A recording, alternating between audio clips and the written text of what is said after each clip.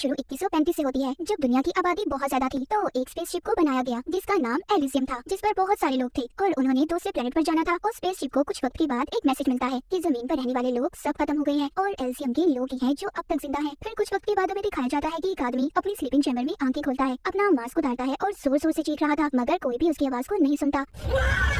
जिस चैम्बर में वो सो रहा था उस पर उसका नाम बॉर लिखा हुआ था। फिर उसको आहिस्ता आहिस्ता होश आता है। वो अपने जिस्म से लगी हुई तारों को निकालता है, पर उस आदमी को कुछ भी याद नहीं था कि वो कैसे आया और कौन है। वहाँ पर लाइट भी नहीं थी। वो एक फ्लैश लाइट लेकर अपने एक साथी के चैम्बर के पास जाता है, उसके स्लीपिंग चैम्बर को खोलने की कोशिश करता है, पर वो भी नहीं खुलता। वो अपना यूनिफॉर्म पहनकर कैप्टन के चैम्बर तक जाने की कोशिश करता है, वो भी नहीं खुल रहा था। फिर वो एक रॉड लेकर उसे जोर जोर से मारता है, तभी अचानक से बिजली तेज हो गई थी और उसका साथी जिसका नाम पेटन था, उसका स्लीपिंग चैम्बर भी खुल जाता है। पर दोनों को कुछ भी याद नहीं था कि वो कौन लोग हैं और क्यों इस स्लीपिंग चैम्बर में थे, इनका मिशन क्या है। अब वो दोनों अपना मैसेज भेजने की कोशिश करते हैं। उनके हाथ पर 5 नंबर जैसा कुछ लिखा हुआ था, मतलब वो ग्रुप 5 के थे। वो नहीं जानते थे कि उनके बाकी साथी कहाँ पर हैं। तभी उनको ऊपर से कुछ आवाजें आती हैं और उस आवाज का पीछा करता हुआ ऊपर की तरफ जाता है, जबकि पेटन उसको ज्यादा कंप्यूटर में देख रहा था। मगर जैसे ही वो ऊपर जाता है उसका सांस बंद हो रहा था। जब बॉर्ड चेक करने के लिए लाइट जलाता है, वहाँ पर उनके तीसरे साथी की लाश पड़ी थी, जिसे देखकर ऐसा लग रहा था कि वो काफी साल पहले यहाँ पर मरा होगा और उससे डरकर नीचे की तरफ गिर जाता है। वो तीसरे डिपार्टमेंट में आ गया था। वहाँ पर भी बहुत सारे स्लीपिंग चैम्बर्स थे, पर वो वहाँ पर एक लड़की को देखता है। जब ये उस पर लाइट कर रहा था तो वो लड़की छुप जाती है। पेटन को भी अब बॉर्ड के सिग्नल नहीं मिल रहे थे। वो वहाँ पर एक आदमी को भी देखता है, जिसको देखकर ऐसा लग रहा था कि उसने कई साल पहले खुद अपनी जान ली होगी। अचानक से वो लड़की आकर बॉर्ड पर हमला करती है और उसको जूते उतारने का कहती है, पर जब वो ऐसा कर रही थी तभी ये दोनों एक बहुत ही खौफनाक आवाज सुनते हैं। वो लड़की तो डरकर भाग गई थी। बॉर्ड वहाँ पर अजीब से क्रिएचर्स देखता है, मगर वो उन्हें देखकर चुप गया था और अपनी सांस को भी बंद कर लेता है। वो क्रिएचर बहुत ही ज्यादा खतरनाक था और जोर जोर से गुर्रा रहा था।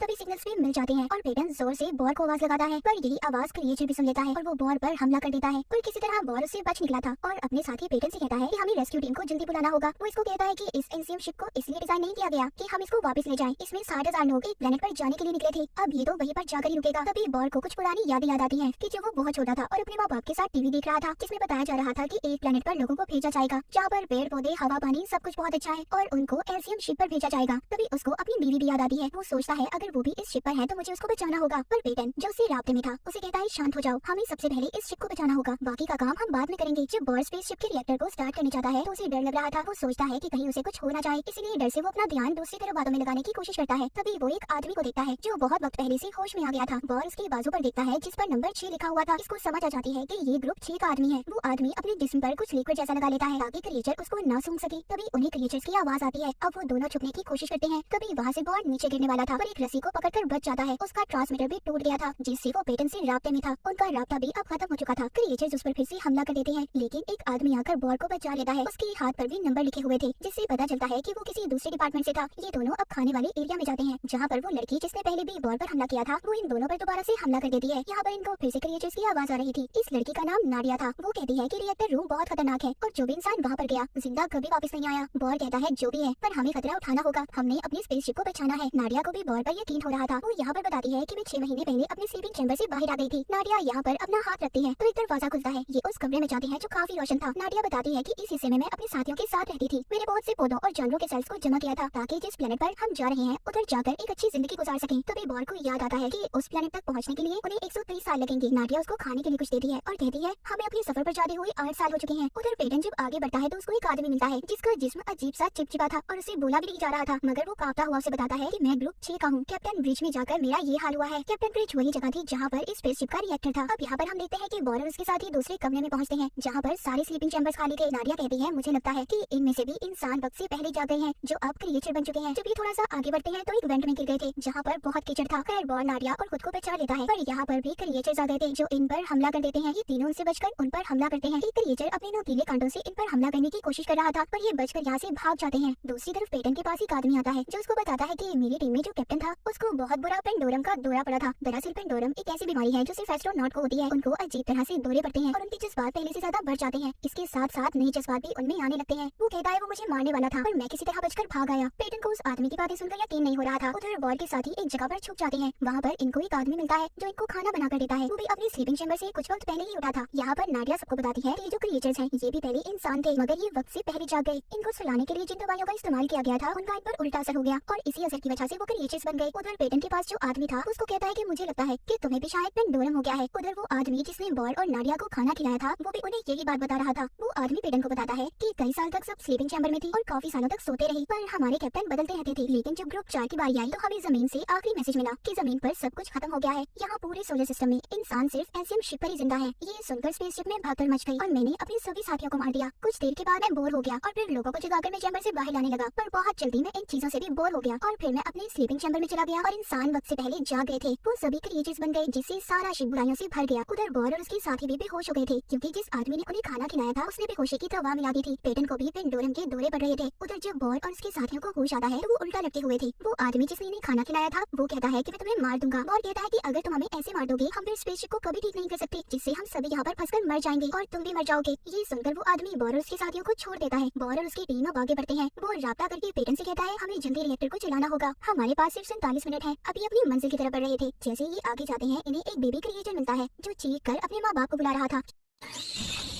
क्योंकि अब उन क्रिएचर्स ने बच्चे पैदा करना भी शुरू कर दिए थे। उधर वो आदमी जो पेडन के पास था कहता है तुम्हारा साथी बॉर कभी भी रिएक्टर को स्टार्ट नहीं कर सकता क्योंकि जब वो स्लीपिंग चैम्बर में था तो उसने अपनी सारी महारतों को खो दिया था। पेडन उस आदमी से कहता है तुम चुप रहो, बहुत जल्दी बॉर रिएक्टर को चला लेगा। जब बॉर अपने साथियों के साथ जा रहा था तभी वहाँ पर बहुत सारे चैम्बर्स को देखते हैं जो सभी खाली थे, मतलब इनमें से इंसान वक्त से पहले निकल आए थे। यहाँ इस जगह पर बहुत सारे क्रिएचर्स थे जो यहाँ पर बिजली के शौक को महसूस करके बड़े आराम से सो रहे थे। तभी अचानक से एक क्रिएचर जाग जाता है पर बाद में खुद ही सो गया था। बॉर आहिस्ता आहिस्ता रिएक्टर को चलाने के लिए आगे जा रहा था। तभी वो पुल अचानक से टूट जाता है जिस पर बॉर चल रहा था और जाकर क्रिएचर के बीच में गिरता है। ये वहाँ पर क्रिएचर की बड़ी जिल्द को अपने जिस्म पर लपेट लेता है ताकि उन क्रिएचर्स को इंसानों की खुशबू न आए, पर गलती से वो आदमी जो बॉर को रास्ता दिखा रहा था उसकी लाइट क्रिएचर्स के दरमियान में गिर जाती है। सभी क्रिएचर्स जाग गए थे लेकिन बॉल जल्दी रिएक्टर की तरफ पहुंच गया था। वो रिएक्टर को जल्दी जल्दी चला देता है। वो आदमी जो बॉल को रास्ता दिखा रहा था जो उसका साथी था उन क्रिएचर्स पर अपने एक भाले से हमला करता है। जैसे ही वहाँ पर रिएक्टर चलता है उसके चलने से जितने भी क्रिएचर्स थे सबके सब शांत हो गए थे। वहाँ पर बॉय और नाडिया भी क्रिएचर से दूर भाग रहे थे। बॉय का तीसरा साथी जब क्रिएचर्स पर हमला करता हुआ आगे बढ़ रहा था तभी उसके सामने एक बेबी क्रिएचर आ गया था जो पहले तो बड़ी मासूमियत से उसे देख रहा था पर अचानक से उस पर हमला कर देता है, उसकी गर्दन काट देता है। उधर पेडन के पास जो आदमी था वो अपनी गन से उसे मारने की कोशिश कर रहा था पर तभी अचानक से उन दोनों के जिस्म आपस में जुड़ने लगते हैं और अचानक से वो आदमी गायब हो गया था जिसने पेडन को सारी कहानी सुनाई थी। वो आदमी जिसने बॉय और उसके साथियों को बेहोशी की दवा मिलाकर खाना खिलाया था वो यहाँ पर पेडन को कुछ बताना चाहता था पर पेडन उसको भी शूट करके मार देता है। तभी उधर बॉय और नाडिया भी आ गए थे। पेडन कैप्टन की चेयर पर बैठा है जो कह रहा था कि मैं पेडन नहीं हूँ। बॉय जब ये सुनता है उसके पास जाकर गन करके पूछता है। वो कहता है बताओ तुम कौन हो? कहता है मैं वो कैप्टन हूँ जिसको जमीन से आखिरी मैसेज मिला था और मैंने यहाँ पर सभी इंसानों को क्रिएचर्स बनाया है और मेरा ये काम 20 साल से चल रहा है, पर फिर मैं बोर होकर दोबारा से अपने स्लीपिंग पॉड में चला गया अपने नहीं तुम्हारे दोस्त कैप्टन पेडन के। वो कैप्टन बॉय से कहता है कि हमें अपने डर को कबूल कर लेना चाहिए और ऊपर से एक दरवाजा खोलता है। नाडिया जब ऊपर देखती है तो समझ जाती है कि ये तो बहुत पहले ही उस प्लेनेट पर पहुंच गए थे जो समंदर के बीच में है। तभी इनको पता चलता है कि ये स्पेसशिप में 123 साल से नहीं बल्कि 923 साल से फंसे हुए हैं। मतलब ये था कि वो इंसान जो क्रिएचर्स बन चुके हैं अगर वो 800 साल बाद जागते तो क्रिएचर्स कभी ना बनते। ये सब बातें सुनकर बॉल को पेंडोरम का दौरा पड़ता है। वो गलती से अपनी गन चला देता है, इससे शिप का एक हिस्सा खराब हो गया था और शिप के अंदर पानी आने लगता है। वो नाडिया को लेकर एक पॉट में चला गया था और उसे चला देता है। जब वो पॉट ऊपर की तरफ जा रहा था पानी की वजह से ये दोनों सांस नहीं ले पा रहे थे। कुछ देर के बाद उनका पॉट पानी के ऊपर पहुंच गया था। वो इतने सालों बाद जमीन को देखते हैं, उनके साथ साथ बाकी पॉट भी पानी के ऊपर आ गए थे। कैप्टन उधर ही एलसीएम शिप पर फंसा हुआ था। मतलब ये था जो पेडन बनकर अब तक बॉल के साथ था वो असल पेडन नहीं था बल्कि कोई और कैप्टन था। पेडन तो कब से मर चुका था और वो कैप्टन पेडन बनकर ये सब कुछ कर रहा था। इसी तरह बॉल और नाडिया इतने सालों बाद पानी पर पहुंचकर जमीन को देखते हैं और अपनी जिंदगी को शुरू करेंगे और इसी के साथ ये कहानी यहीं पर खत्म हो जाती है।